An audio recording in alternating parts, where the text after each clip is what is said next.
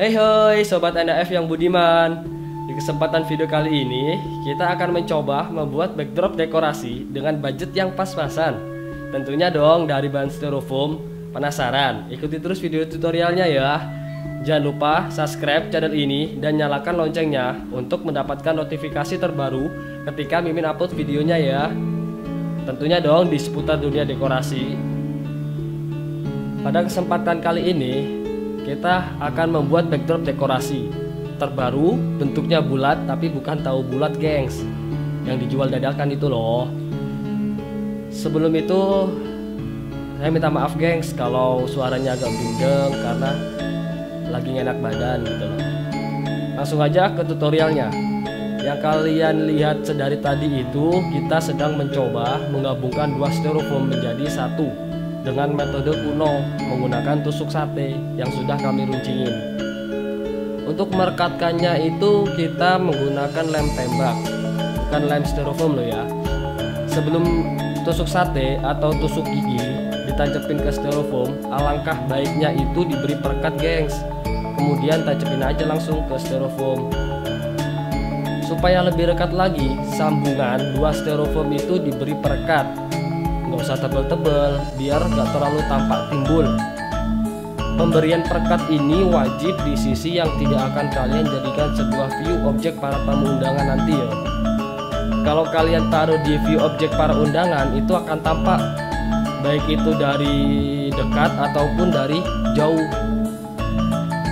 Makanya usahakan atau enggak wajiblah pemberian perekat itu di sisi yang tidak akan kalian jadikan sebuah objek. Yang kalian butuhkan itu tatakan yang sejajar dan lebar. Bebas mau bikin di mana, mau di lapangan kek, di laut kek, samudra kek, kalau bisa. Yang penting tatakannya itu sejajar dan tidak ada batu, kerikil atau sebagainya.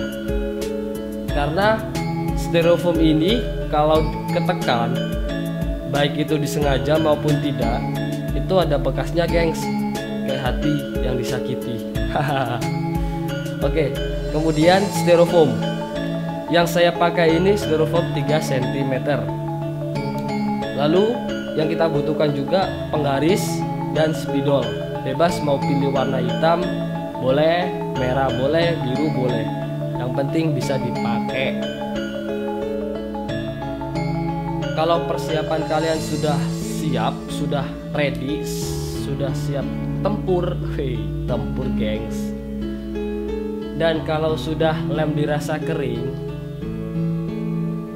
biasanya itu lem tembak itu cepat kering daripada lem styrofoam. Nah, pada tahap kedua ini kita membuat kerangka lingkaran yang nantinya akan berada di tengah-tengah gabungan styrofoam. Supaya lebih mudah, hasilnya yang maksimal, dan karena saya suka dengan pekerjaan yang rapi, seperti yang kalian lihat pada scene video ini, pertama-tama itu saya membuat bentuk kotak gengs, dengan membuat titik terlebih dahulu biar coretan garis yang akan saya bikin itu lurus kayak jalan tol. Jadi setiap styrofoam itu ada 3-2 titik. Nah, untuk besar kotakannya ini bebas, kalian mau ngikutin seperti yang saya buat atau kalian kecilin dan atau kalian besarin, kalau tergantung insting kalian gengs. Kalau insting kalian itu kecil atau menurut kalian itu kecil itu lebih manis, lebih imut, itu ya udah bikin aja yang kecil nanti bulatannya gitu. Atau menurut kalian itu besar lebih anggun, lebih elegan, lebih gagah, ya udah besarin aja gitu, tergantung insting kalian aja nanti. Atau kalian akan menyesuaikan seperti yang saya buat gitu. Nah, kotak yang akan kalian buat itu akan mempengaruhi hasil besaran bulat nanti. Nah, untuk besaran kotak yang saya buat ini itu 35 cm dari setiap tepi styrofoam, kanan, kiri, atas, bawah, oke. Oh ya gengs, sebelum melakukan penggambaran bentuk kotak seperti yang saya ucapkan tadi itu, kalian harus tentukan dulu bagian mana yang akan kalian jadikan view objek nanti. Baru bentuklah bentuk kotak yang bagian belakang, bukan bagian depan, atau view objek para tamu undangan. Karena gini gengs, hasil coret-coret kita pakai spidol itu susah dihapus maupun dicat. Jadi pencoretan gambaran harus di sisi yang tidak akan kalian jadikan sebuah view objek para tamu undangan. Oke, di sini saya akan sedikit cerita.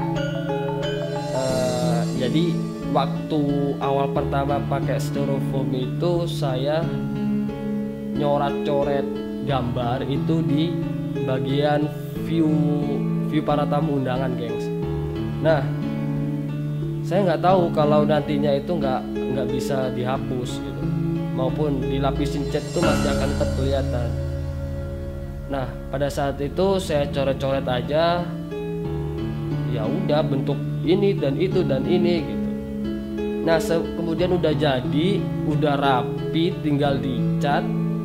Nah, di situ saya bingung, loh kok spidol ini nggak bisa dihapus, meskipun dikasih air itu nggak bisa luntur gengs, tetap masih kelihatan spidol yang kita gunakan.